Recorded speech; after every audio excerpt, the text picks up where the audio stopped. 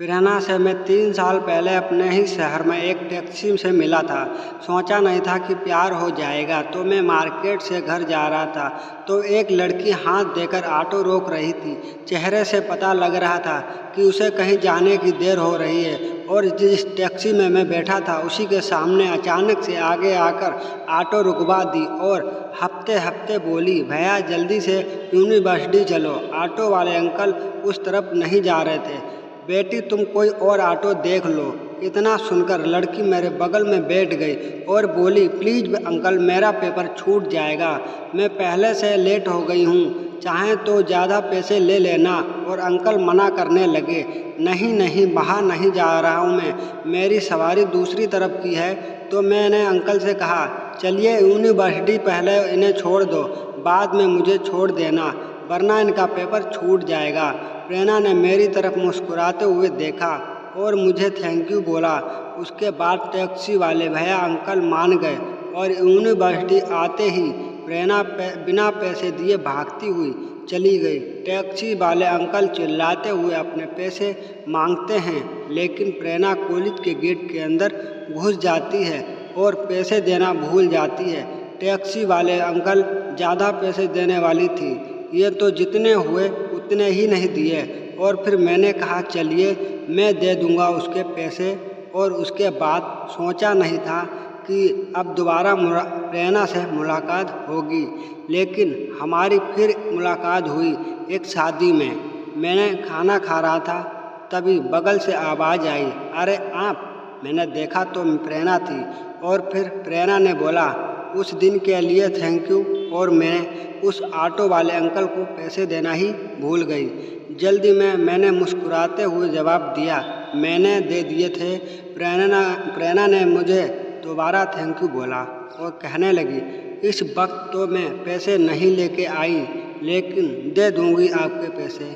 मैंने अरे कोई बात नहीं कहते हुए पूछा, किस चीज़ का पेपर था आपका? और फिर आपकी देर तक हमारी बात होती रही।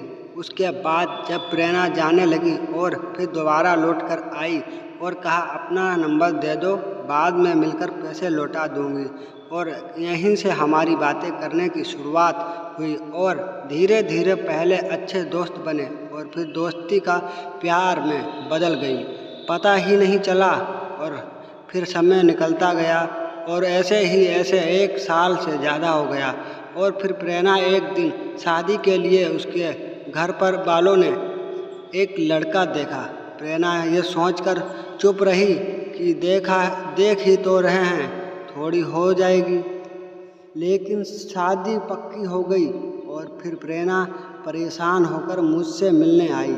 मुझे सारी बात बताकर रोते हुए कहने लगी, मुझे तुम्हारे बिना नहीं रह पाऊंगी।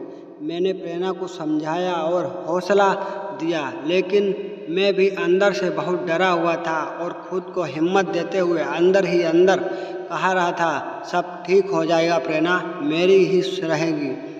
और फिर प्रेरणा से कहा, तुम अभी जाकर अपने घर वाले से सब सच बता दो, मैं भी जाकर बता दूंगा, फिर आगे देखते हैं। और हम दोनों ने अपने अपने घर में एक दूसरे के बारे में बताया, मगर प्रेरणा के दूर मेरे घर वालों ने भी मना कर दिया।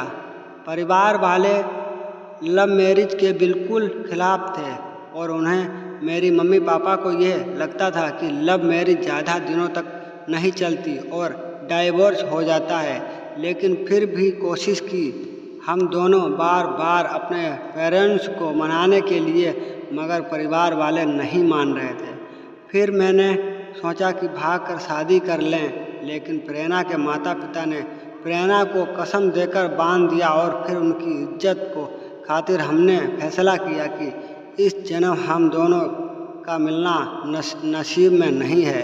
इसलिए अब एक दूसरे को भूल जाना ही सही है। ये फैसला लेना पत्थर से भी कठोर था, क्योंकि ना तो मैं उसके बिना एक पल भी रह पाता था और ना ही वो, लेकिन मजबूरी सब कराने को मजबूर कर दे रही थी और हमारी किस्मत ने भी हमें मजबूर कर दिया एक दूसरे से दूर रहने के लिए। और फिर हम दोनों ने ही एक दूसरे से बात करनी बंद कर दी।